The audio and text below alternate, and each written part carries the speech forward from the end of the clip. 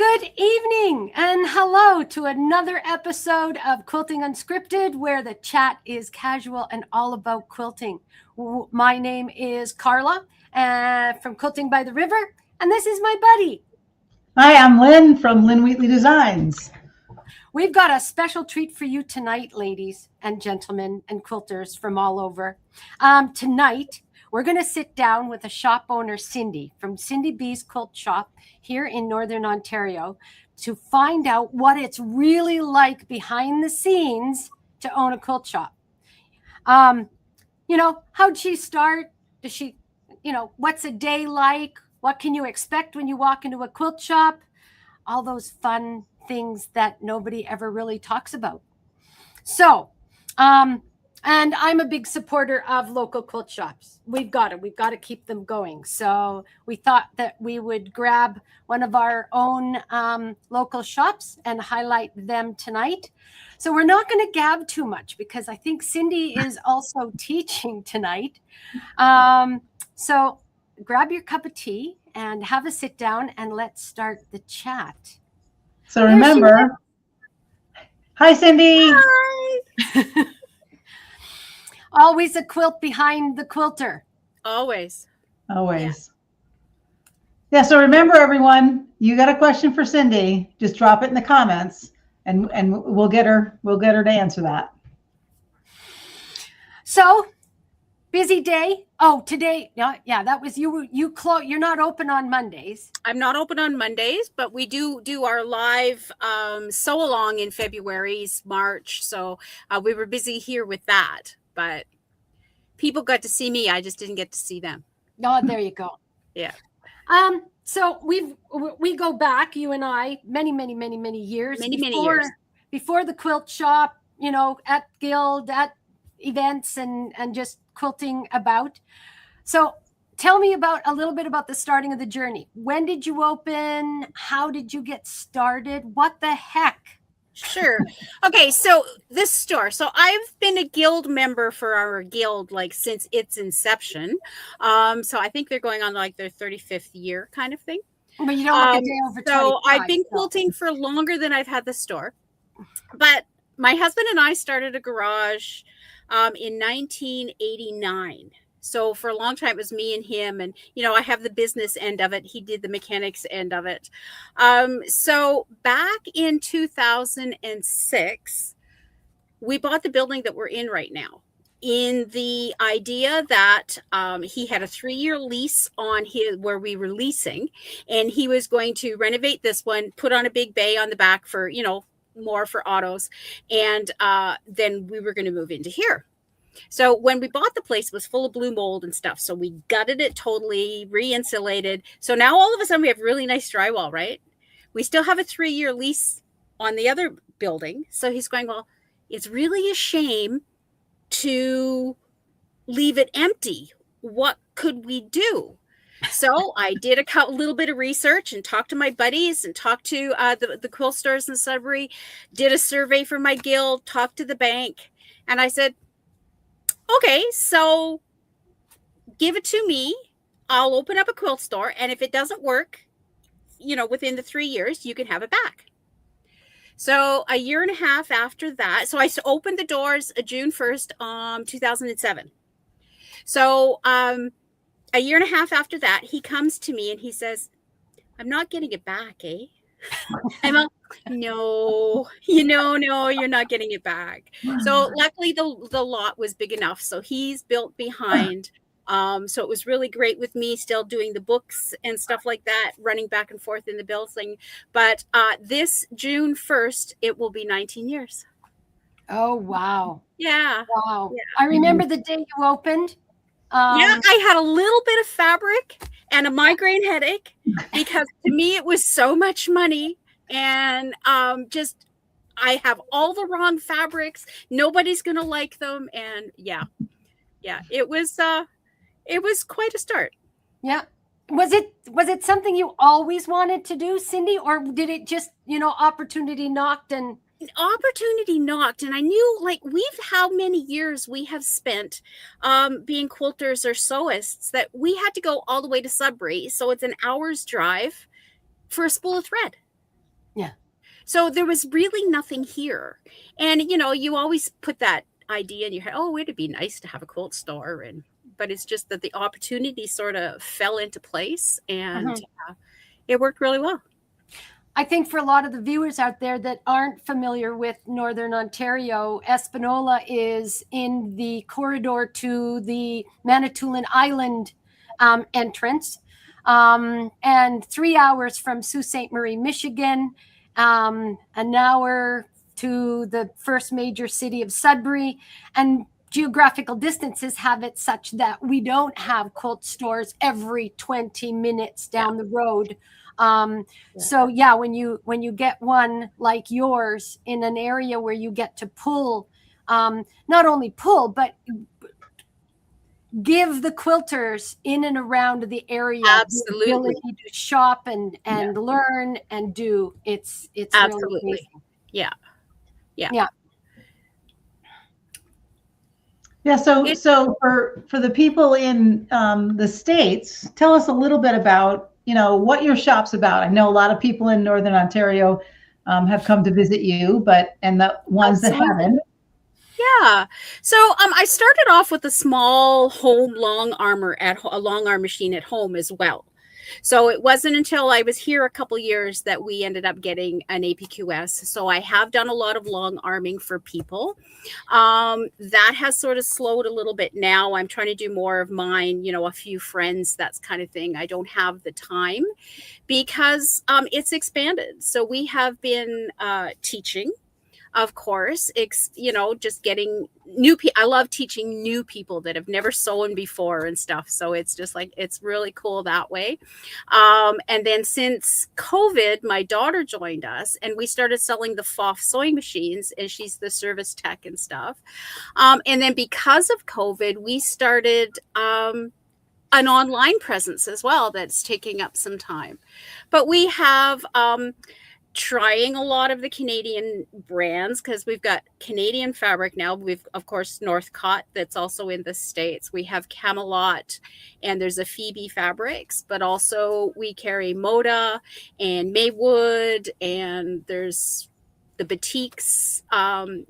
It's I have a kind of an eclectic shop. I'm not a sewer that likes just one specific thing. I kind of like it all.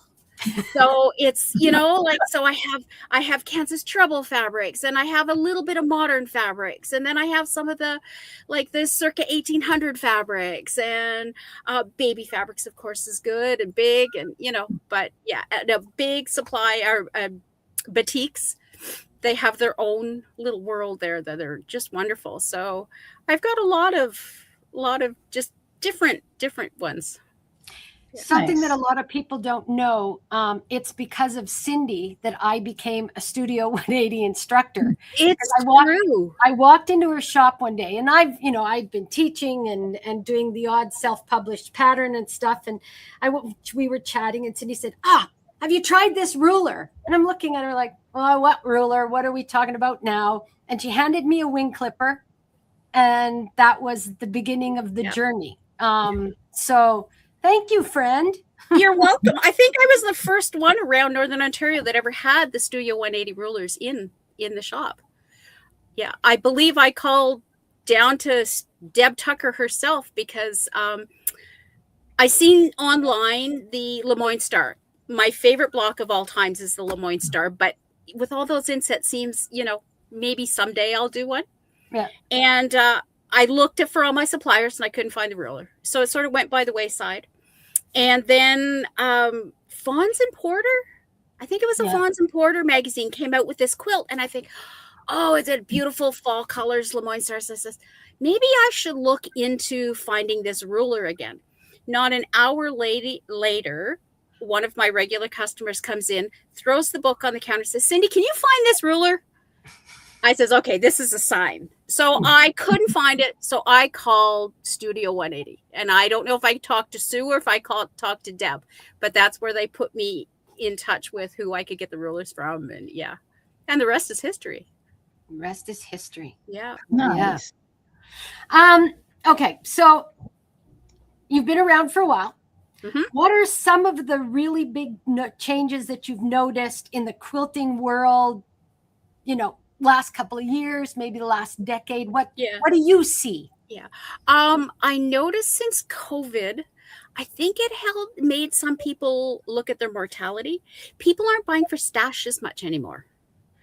So they're buying to finish a project, or they're buying just for a project, or that kind of stuff. So they're not really just buying willy-nilly anymore.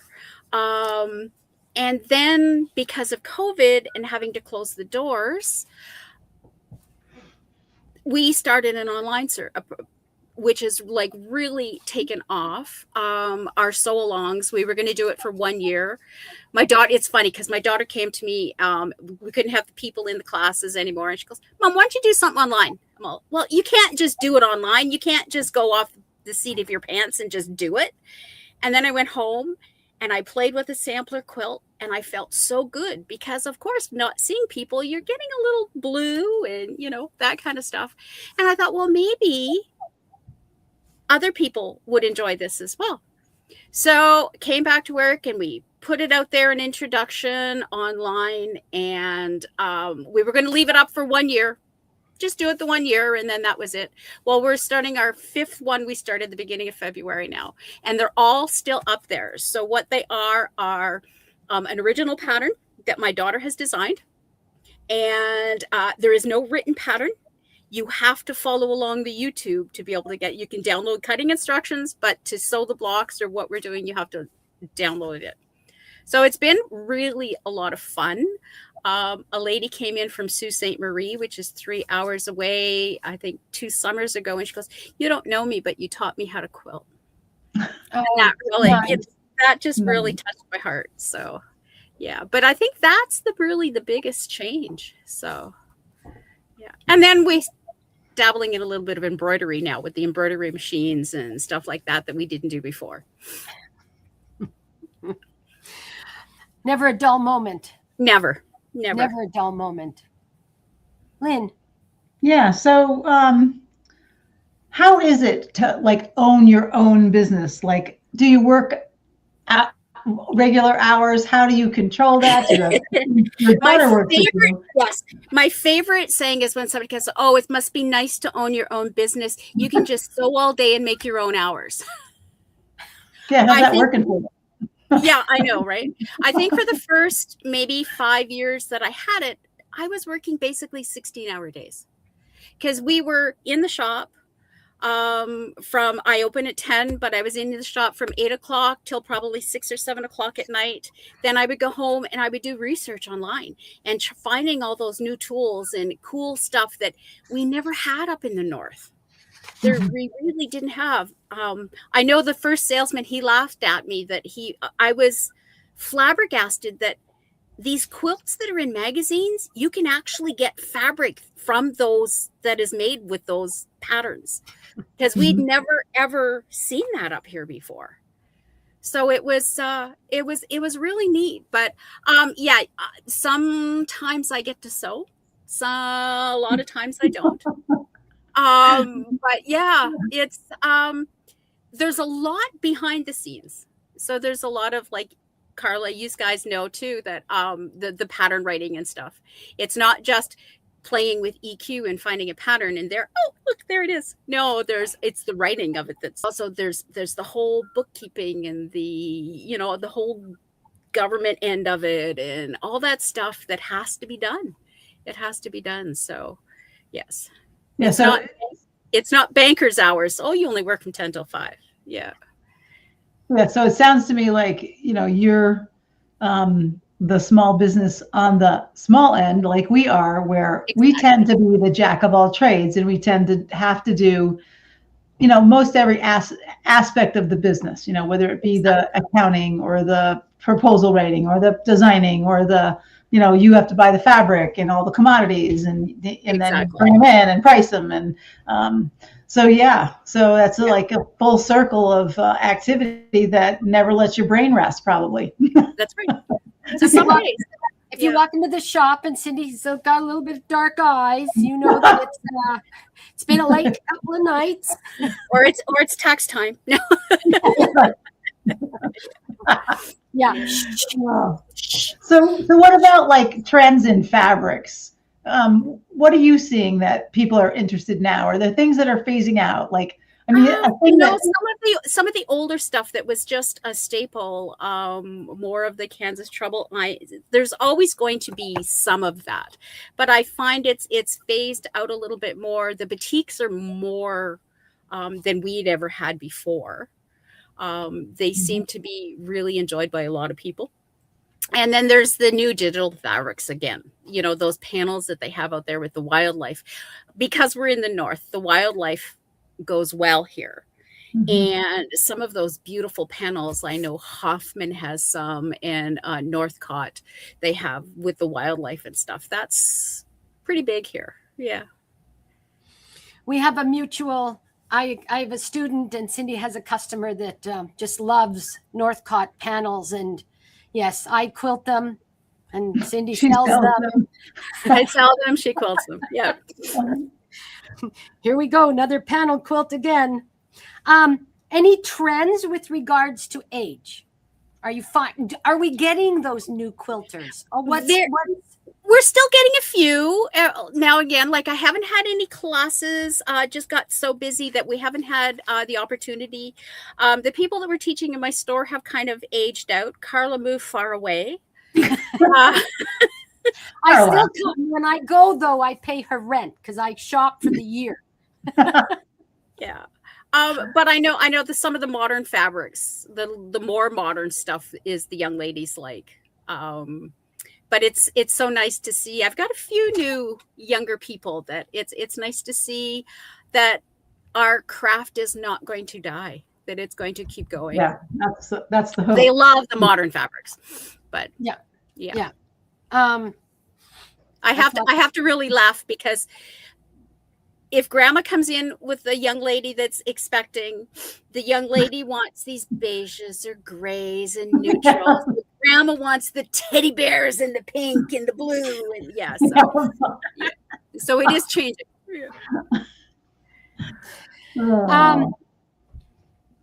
Would you pros and cons? What's some of the most rewarding things that you like about what you do now? You know, I love helping people, and I have the best job. I get to come to work and play with fabric. So, you know, like somebody comes in and wants a quilt, we'll have 20 or 30 bolts out on the table and we get to play with colors and arrange, and I don't have to make any decisions. I can say this looks good or this looks good, and the final decision is up to them. So that is really, really great. It is nice to have my own store, to make your own hours, to do what you want. Okay, you say make your own hours, but you know how that goes, right? Yeah. Right. I love the opportunity now that I'm working with my daughter. She's in the store now with us since COVID. And that's really, really great. Now, Cindy, along with everything else that you do a yearly retreat as well. We do two of them, actually. One is in May, the weekend after our long weekend. And then we also have one in October, after the weekend after Canadian Thanksgiving. So we go up to Laurentian Lodge, which is off grid, basically. They do have a little bit of cell phone service now, but when we started out, there wasn't even cell phone service up there. They make their own electricity. They've got a waterfall, and that it's way back in the bush. What is it? 50 miles past Elliott Lake, which is up there to begin with. It's up there, but yeah. So we've been doing this for quite a while, and we have 42 people that we can sit, and we have a waiting list. Nice. Yeah. Congratulations. Yeah. And we run it very, very easygoing. So we don't have a set pattern that we're doing, but we're there to help if somebody has, an issue. And then I get to use all the cool tools, and I can do demos and stuff like that, and show them all the Studio 180 tools and all that kind of stuff. So at the beginning, I didn't get to do much sewing because I was helping. But it seems like now I've been doing this for what? Maybe 6 or 7 years. So, and it's all the same people that are really, they sign right back in again before they go home. So they don't need me that much. So we're getting to sew. We actually have a big wine and cheese party on meet and greet on Friday night. So that is our big thing that we do. But I help, and we get to sew, and we get to laugh, and we get to eat, and it's just a wonderful, wonderful weekend. We don't have to clean, no beds to make, you know. Yeah. So yeah, we love that part. Absolutely. Part. Yeah. The retreat world. Yes. The retreat world. Yeah. So, most times we find that quilt shops are sort of hubs in communities, and it sounds to me like you've built quite a bit of a community around your shop. Yeah, we do. We have actually tonight, I have ladies, my Wednesdays and my Thursdays. I've had these ladies coming in that we call it our sit and sew or whatever. They just come and do their own things. We're there if they need us. They've been coming since I started. Yeah. Yeah. Yeah. And it's just such, it's my friends, that you become very close, and it's just, it's a wonderful, wonderful feeling. Mm-hmm. Mm-hmm. Yeah. I can relate. That sounds kind of cool about that. You've been able to sort of mingle your business with your personal enjoyment of this sport of ours. Absolutely. Quilting. My husband says he just comes in sometimes, especially on Thursday with my Thursday girls, like they're, just best buddies.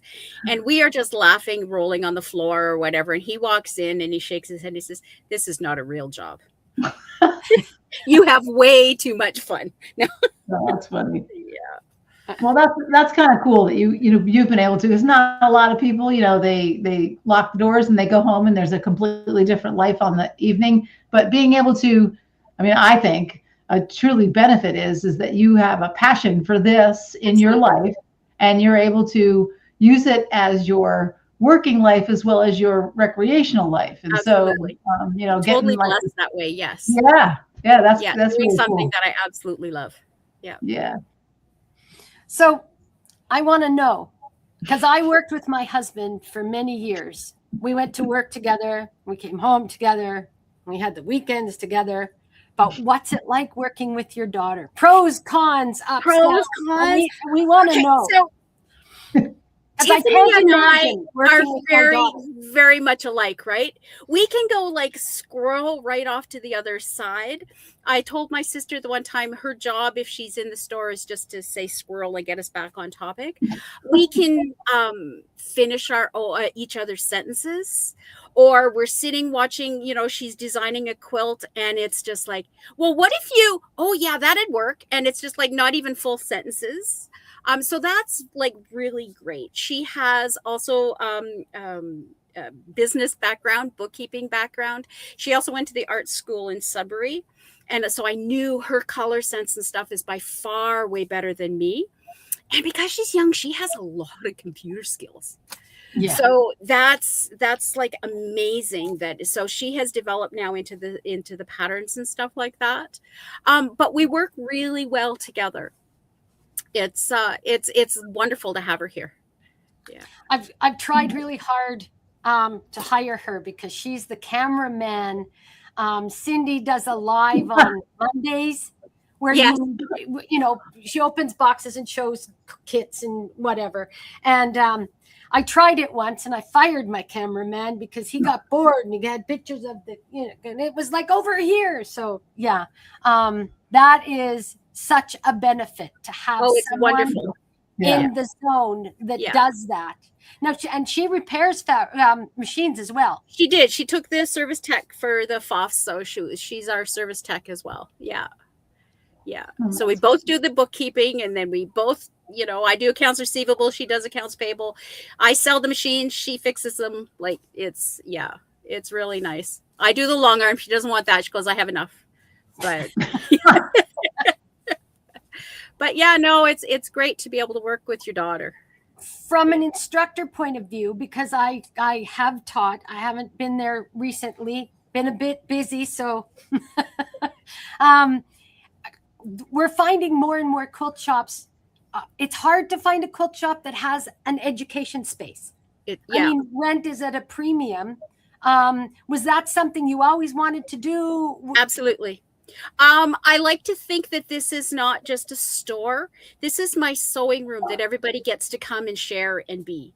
So I think I really do need that classroom area in the back just for the camaraderie. It's the old-fashioned quilting bee. We're not quilting with a needle and thread, but it's the same thing, and the laughing and sometimes tears. But yeah, it's I won't get rid of that.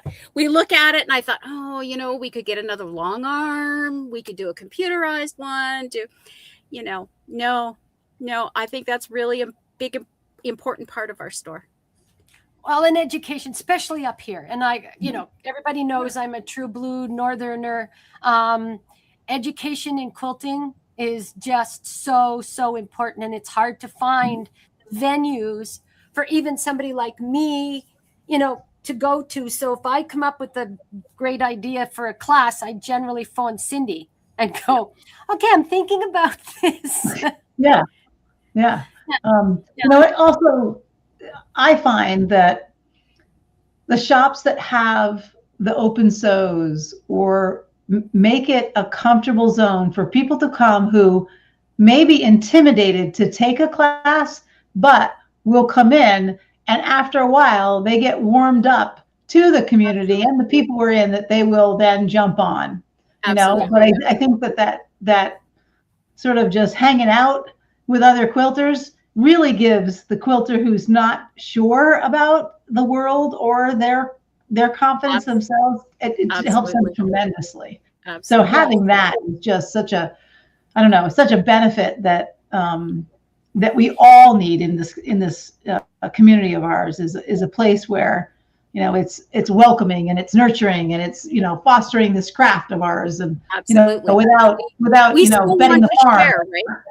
Yeah. You want to come in for a couple hours on the sew day, fine. And so I think that's really really important for us, nurturing the newer quilters along, and absolutely, even the recently retired people who now have time they didn't have before.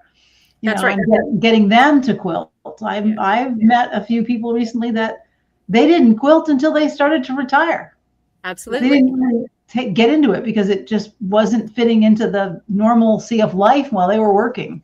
My husband retired a year ago, so the comments are, well, when are you going to retire? And I'm thinking, people retire to come to my store. Why would I retire? But yeah. So now that again, a good benefit to have my daughter here, because there's total trust, right? So if we want to go on a vacation, it's, we can go on a vacation, and I know the store is safe and everything is great, and she'll run it just the same way that I do. So yeah, that's really nice. You're blessed to have that situation. I very much am. Yeah, for sure. One of the nice things that happens up north with Cindy's shop is, because I teach at various guilds and stuff, a lot of the guild members will go to Cindy's and do classes, and Cindy teaches the same way I do, basically. Absolutely. And it's nice to find a shop owner that's on the same page, that realizes the importance of, we'll say, Tucker tools, the Studio 180 stuff, the curve piecing stuff, to make it bigger.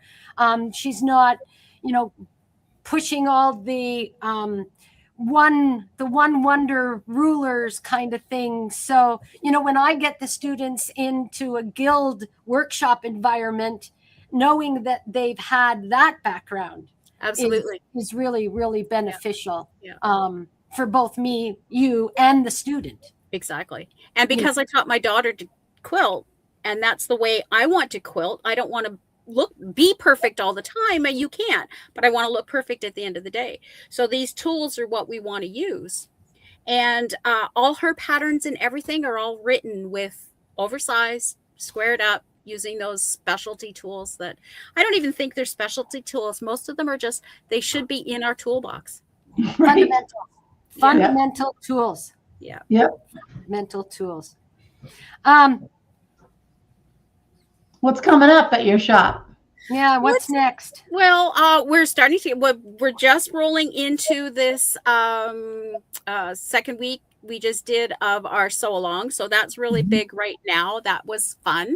Of course, then we got to start reeling into our retreat that will be in May. I just got some new fabric in from Moda. It's called Adore. So I think I want to revisit my Dresden plate, not your grandmother's Dresden plate pattern. So one of the new things too is we have all our patterns, etc., up on our website now. So we can actually, oops, you're going to fall down.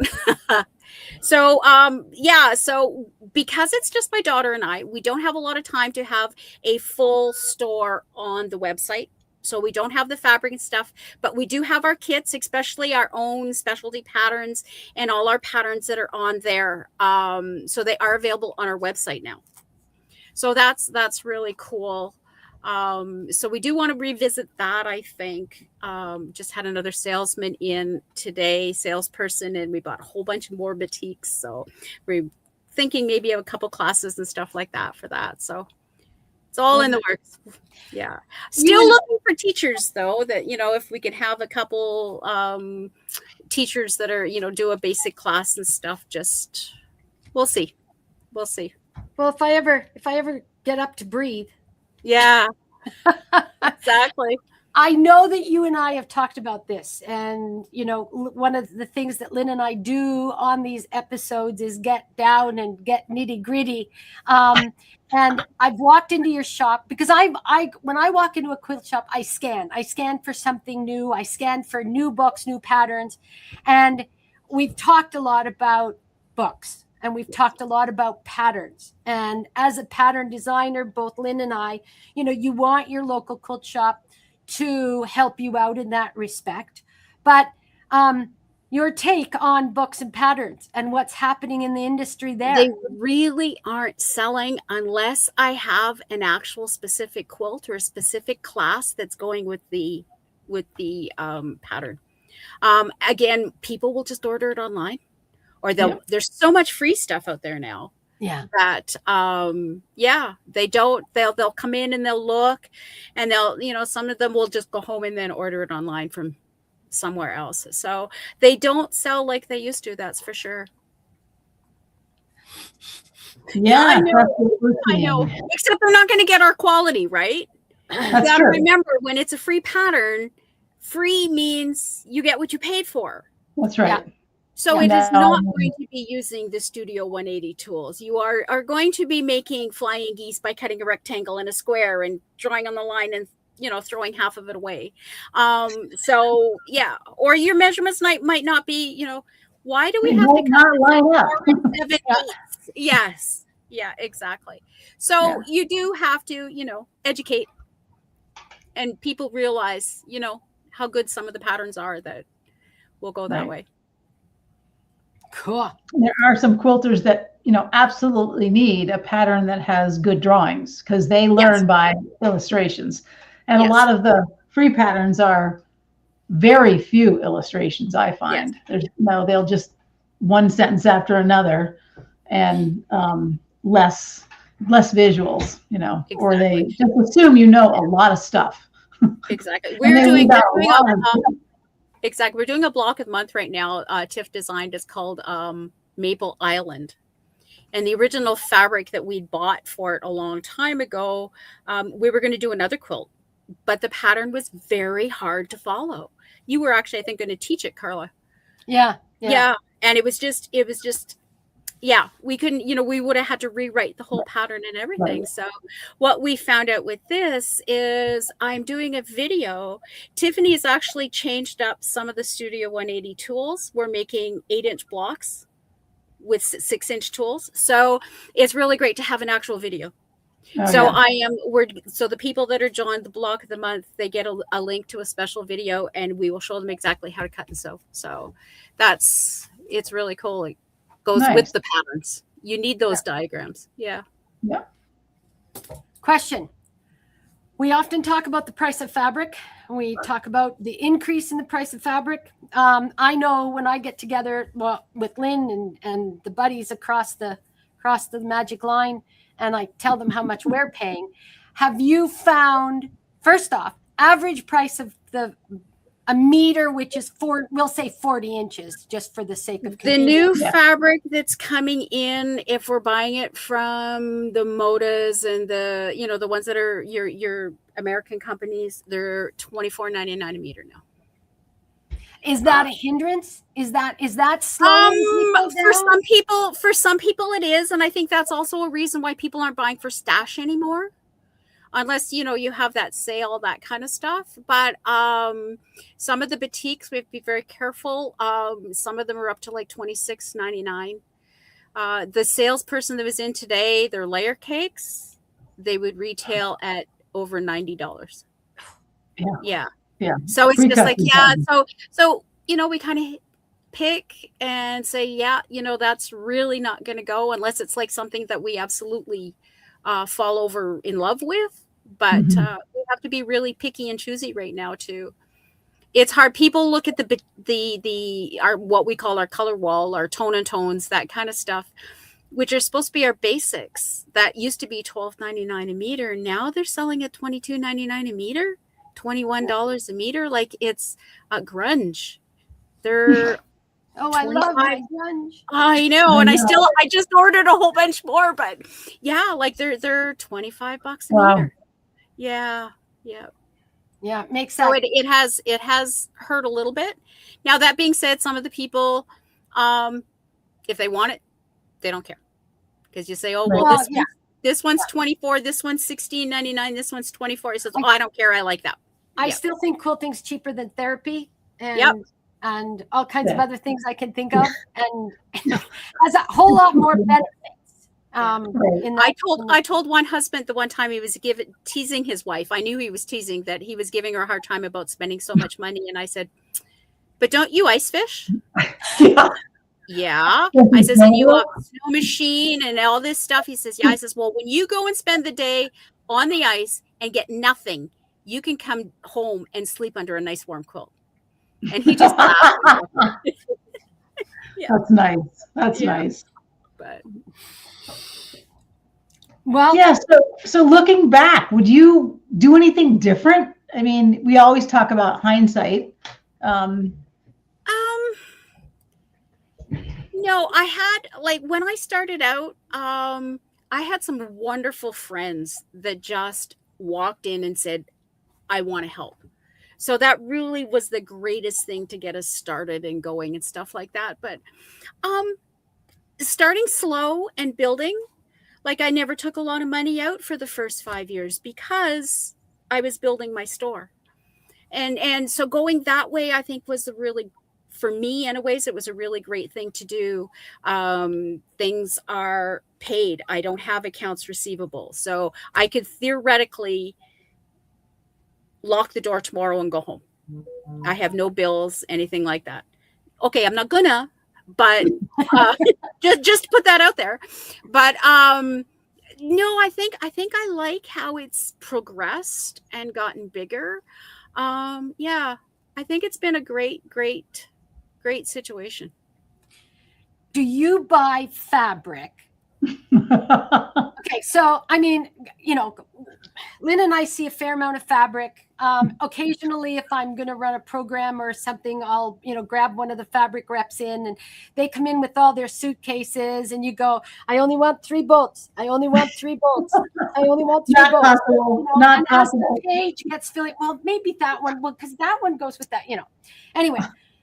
Do you buy for your customers? Because I know, as a shop owner, some of your customers, and you go, oh, she'd love this, or oh, she'd love that.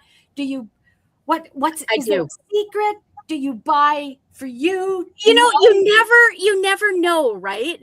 Because you'll buy something in that you think, oh my God, I know this. They're gonna like this, and it's gonna go, and it's still sitting on the shelf. Or I'll buy that one bolt of fabric in for me because I absolutely love it, and it's gone and I didn't get to sew anything with it. So it's just, it's hard to really know. But yeah, you know who your regular customers are, and it's just, we were buying fabrics today, and there was some beautiful purples and blues, and we're going, oh, I think Sharon would really love those, So it's just like, yeah, you really do end up knowing who your people are. Yep. Yeah. After I had made Catch a Falling Star in red and black, and then I did River Rocks in red, and I think I had done one other one in red. I walked into Cindy's and I showed her my EQ and said, okay, I want to do this quilt pattern. And Cindy looked at me and she said, you can't do red. It ended up being green. Yeah. And I think it was Balboa too. Carla calls me and she goes, Cindy, are you getting this? Well, maybe I can. No. But we've done a couple quilts with that one now. Yeah. So it's nice to have a buddy with a quilt shop. Yeah. Do you bring a lot of your fabric home? Do you like, I want to know how big your stash is, because absolutely. I said I closed my quilt store, our quilt room at home, and moved here. And then about 5 or 6 years into it, I felt really blue because I wasn't doing anything for me. So the kids were all gone out of the house. So I put a sewing room back in the house.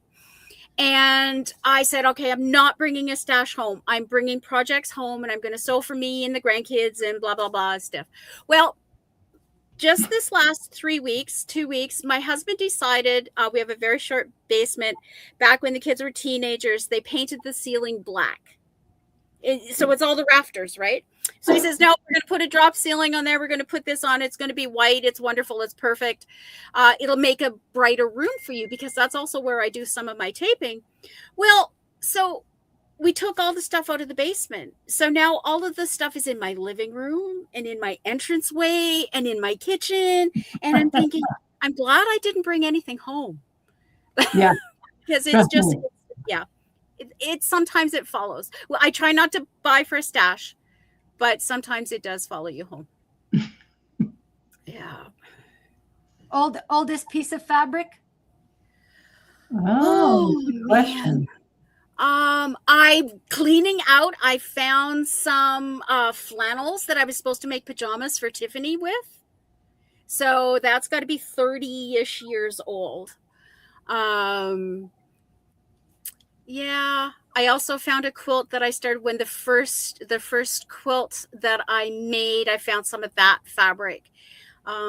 So yeah, it's close to about 35 years old probably. Because I never did sew too much before that. I'm not a clothing sewer. I'll sew pajamas, or I'll sew Halloween costumes for the grandkids, but that's my limit. Yeah. Yeah. But so I never really did a lot of sewing until we started quilting. Yeah. My sister came to me and she goes, Cindy, Melanie Fairburn is going to be doing this log cabin class. You want to take it? I'm like, okay.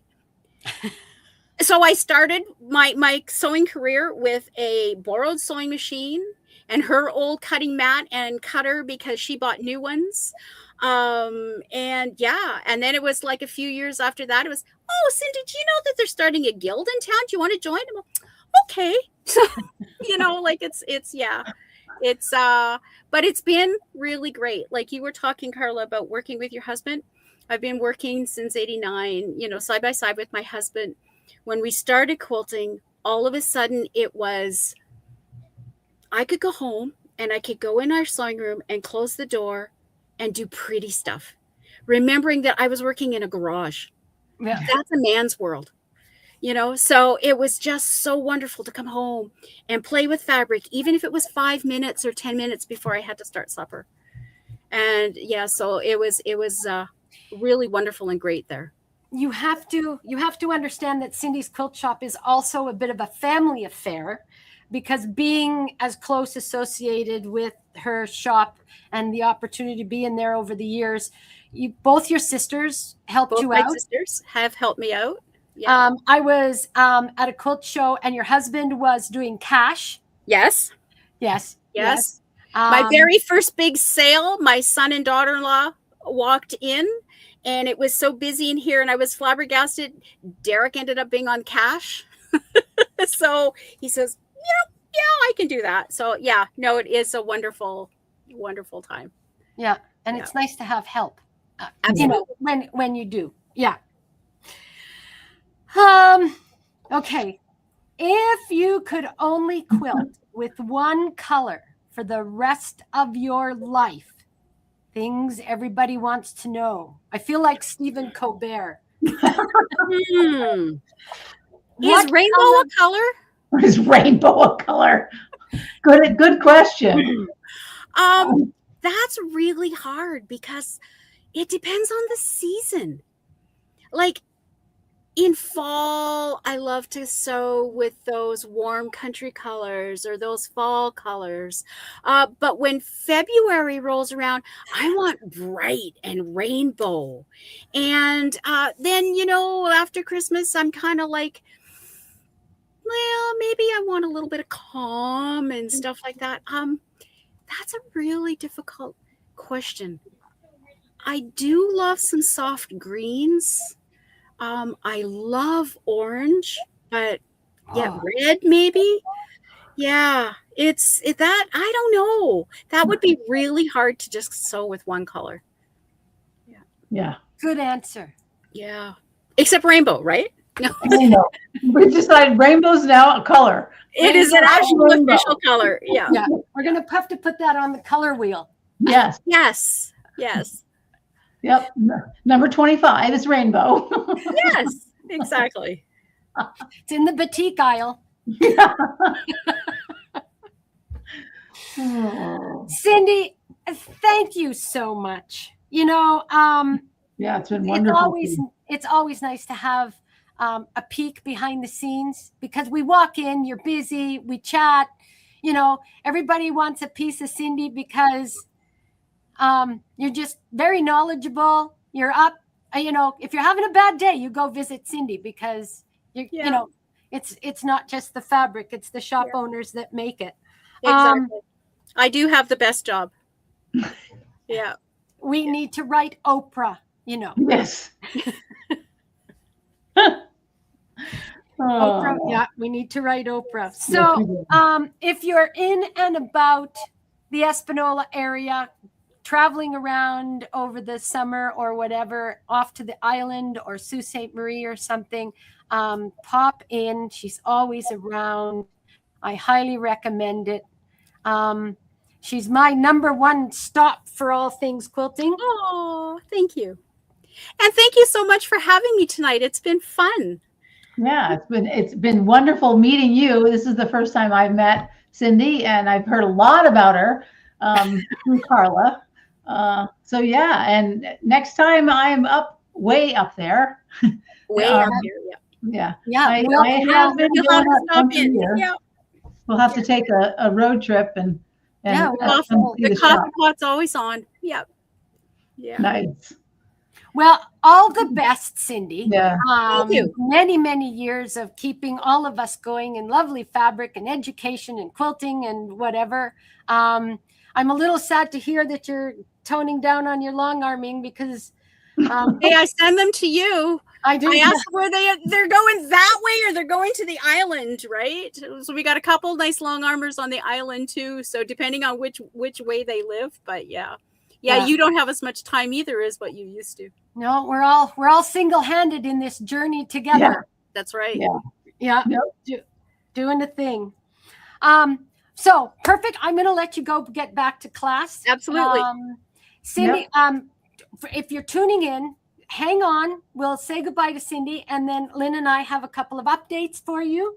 So thank you very much, my dear. Thank you. Good luck, and we'll talk soon. Happy quilting, everybody. Bye-bye. Bye-bye. Well, that was wonderful. Absolutely. I'm just looking at the comments here. Yeah. Pirette Secord lives in Thunder Bay, and she's been there a few times. Espanola is her hometown. Loves her quilt shop. Perfect. Yeah. We're going to have to do a road trip, girlfriend. Yeah, next time I'm up your way, we'll You're up. Yeah. spend the day and go up and sit and visit with Cindy. And Yeah. We do have a fair amount of quilt shops in town. And these little interview things are something that Lynn and I decided that we would intersperse periodically so that the evening wasn't totally just her and I babbling as we like to do so much.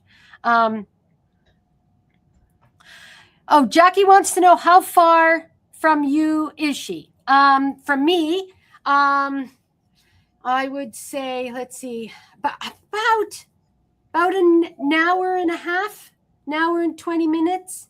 And that's highway driving because I don't have to drive through town. It's just straight highway driving. So it's a hike. I do teach there periodically. Haven't probably in the last 8 months. Been a little bit busy and had nothing as a 1-day schedule kind of thing to do. But when I do go, yeah, it's a full day. And it's fun. And my husband and I lived in Espanola for several years, so I know a lot of the ladies. I curled up there, so it's always nice to go back and see the quilters and home. Yeah, I learned something new about Carla. I've known Carla for a long, long time now. And I was here sitting watching the Olympics, and she's sitting there. She wasn't watching the Olympics. She was actually working. And her husband and daughter and granddaughter were up watching curling. And I couldn't understand, I still don't understand how they score curling. So I said to her, well, next time I come up, Jim's going to have to teach me about how they score curling. And she goes, oh no, not Jim.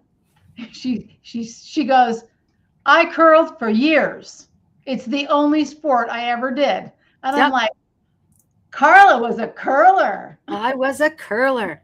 It was my night away when the kids were little. I curled in the ladies' team.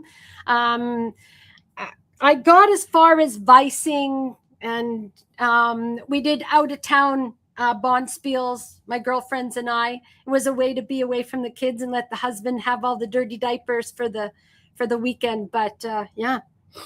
Yeah, so I guess one thing that we didn't say when we started this was where we're located. So I'm located in central Vermont, and Carla is located in the French River part of Ontario. So I am about 30 minutes south of Sudbury, and about 3.5 hours north of Toronto. So that is where I am. Yep. Yeah. So we're coming right in pretty close to starting the final preparations for our journey together on a cruise boat. So that's really what's up kind of in both Carl and I are teaching on a cruise boat in April, going to the Caribbean. And we've got a little bit of work to do. We've got to get those kits cut and get them packaged up and a bunch of fabrics and fun things packed up to go to the machine sponsor, who will then put it on the boat with their pallets. So we don't have to carry everything from block 1 done. Yeah. So Carla's got a little preview. That's our little pineapple block that's going to be in that the specially designed Caribbean quilt for the cruise. So Carla and I are actually going to get to be together in a couple of weeks. We're meeting in upstate New York, just into the United States from Canada, and we're going to spend 3 days together, cutting those kits and getting everything prepped. So I'm looking forward to seeing my friend in person and not just on the screen or over the Zoom or texting back and forth or sending funny videos back and forth to each other, which we do. So that'll be nice. I think the cruisers are in for, if I wake up in the middle of the night, I can't do anything serious. So I usually end up, unfortunately, don't tell anybody. I usually end up watching reels on Facebook, and you watch them do all these funny things, like the whole bunch of them hop and jump at it. And I'm like, we could do that with the group, or we could do that. So yeah. Be prepared. We're giving you a little warning. Sometimes Carla gets a little carried away. She's our activities director, Well, aka I fashion do like coordinator. fashion and activities director. Yes, yeah, we have to up the fashion a little bit. Yeah. That's a whole other secret, and there will be pictures. There's none of this. What goes on in the cruise stays in the cruise, because there will be pictures. But no, I've already in my mind, because we sit a lot. And the first couple of times that I quilted with Lynn and the gang up at Katrina's, I told them that I do morning dances, and they're all looking at me like I'm totally insane. But we sit, and you get stiff, and you're like this, and your neck hurts, and your shoulders hurt. So I started years ago. I actually have a playlist of morning songs, and they're not lovey-dovey quiet. They are pumping, and you get up and you just move, and you get all the blood circulating, and they're like looking at me like, "Oh, woman, you've lost it." But I think there's going to have to be a little bit of morning dances going on. Yeah, there'll be no stiff bodies. You're not going to be able to sit in the same position for hours and hours. Yeah. Even if you just stay in your chair and rock on. It's just all about getting the blood moving. Right. So I just came back from Caribbean vacation with my husband for 2 weeks. So I got my pre-tan for the cruise. So I had 2 weeks off. I read 3 books. Believe it or not, I don't read at home because my brain is always on go mode. And I slept a lot. I slept in the morning naps. I had afternoon naps. I had pre-supper naps. It was strange. My husband said, "You must have been totally exhausted." And maybe you are. Maybe we just function on that level till we don't. Right. So I think there's something to be said for that. Yeah. So I, just came home about a week ago now from a retreat that I have the pleasure of co-hosting with 2 other people on Cape Cod. And I'm really glad that we're not there right now. Oh my God. It is really, really tough there. The winds were, high 70 mile an hours. They got dumped with snow. That whole this nor'easter that turned into a bomb cyclone it's just devastating to New York City, New Jersey, New York City, the whole coastline all the way up through. But it was actually wonderful retreat. And it's 135 quilters there. We're there for a week, and we have just this one wonderful time. You bring your own stuff. We have some demos and classes that are optional that, people just want to share their talents, and just a super, super fun time. I've met so many nice quilters from that event. So I'm freshly in from that. And I got a couple of binding classes coming up, and the prep for the cruise. And then right behind the cruise, I'm going to be out at AQS Quilt Week in Paducah. So my April is completely on the road. So that means that if you're planning a trip to Paducah, keep your eyes open for that one. Yeah. Yep. So that's kind of what's going on here. And of course, it's going to snow again tomorrow here. We have it over there. It is absolutely beautiful outside. It is very white, very pristine. The skies have been when the sun's been out, the skies have been really blue. So it is very pretty. However, I'm pretty much over winter. Yeah. Like they said, next week's supposed to be March, and it is not acting like March at all. Now, up here, our long-range forecast is cold still this week. And when I mean cold, it was like minus 30 something. And I don't even want to know what the something was. It was, so when you came back from the Caribbean, and then, it's like Mother Nature goes, didn't like it up here? This is what it felt like. Right. So it's been really cold. But after that, we're starting to warm up, and we're getting, -2, some zeros in there. So it's coming, other than for no snow the day I drive to meet you. Yes, please.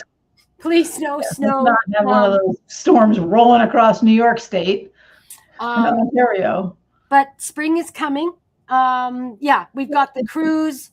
Classes are full swing here in the studio. Lofters, and of course, I'm doing Killarney. So if you want to spend some time with me, and quilt that new pattern of mine, learn some tips and tricks, and meet some fellow quilters. Hit my website, and all the information is on there. So that's a lot of fun. I'm looking forward to that as well. Yep. So Jackie's on tonight, and she says, can't wait for the cruise. Yeah. Yeah. A lot of us need that. It's a fun time. You get to do a little bit of a quilt retreat, and then you have to have a Caribbean vacation all in the same, effort. So the one thing I wanted to mention was I often in my newsletter write about the seasons and taking pictures, because I'm an avid picture taker, because I think that taking pictures of the seasons gives you a perspective of color and what nature's throwing at you. Of course, fall is so nice. So when I've been in places like Barbados and Mexico, and our over the years our travel, and even England, I take pictures of flowers. We were in Victoria last spring with my daughter, and the Rudbeckias. No, what are they? The big ones. Rhododendrons. Oh my God, they were beautiful. And I have more rhododendron pictures from that, because it was amazing. It was prime time. I'm off going to the Caribbean. I'm thinking, oh my God, okay, well, I'm going to take pictures because there's going to be flowers. Aruba is a desert. So I have cactus pictures. Yeah, the thing that I also went to Central America this winter, and the thing about it is that from December to May, they're in this dry season where it is a desert. There's no vegetation. Aruba has nothing. There's no trees. It doesn't rain for 6 months, and so it's cactus. And I did not realize how much of that portion of the There's not even palm trees. The only palm trees I think are planted in the front of the resorts. Right. Along the coast. So I was surprised about that as well. I guess I just never really did any research about what the climate was like and the seasons were like in Central America. Yeah. But So I'm looking forward to getting some cool pictures from all the little islands that we're going to be going on, and some of our excursions and things that we see. Speaking of which, what the heck's behind you tonight? Oh, so this. Yeah. So I talked about this quilt retreat on Cape Cod.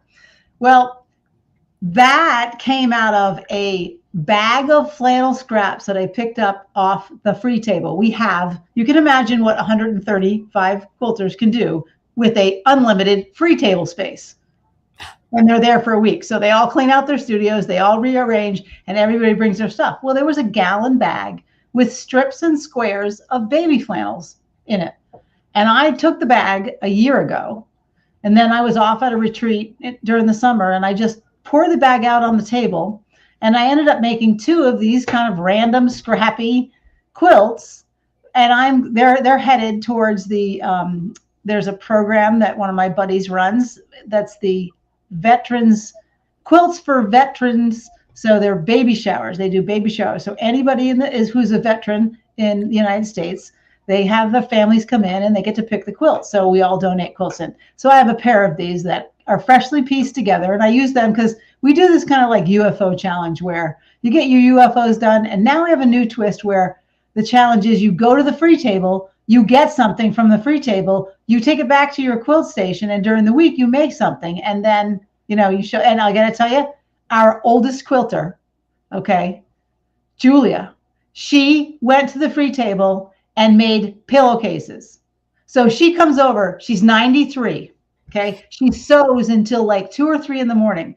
She came over at about midnight one night, and she's like a waiter. She has these pillowcases draped over her arm like a waiter. And she goes, "You were the one that said I should go get something from the free table and make something." And she peeled back all these pillowcases that she made. Beautiful, beautiful French seams. Beautiful. Bless her soul. Yeah.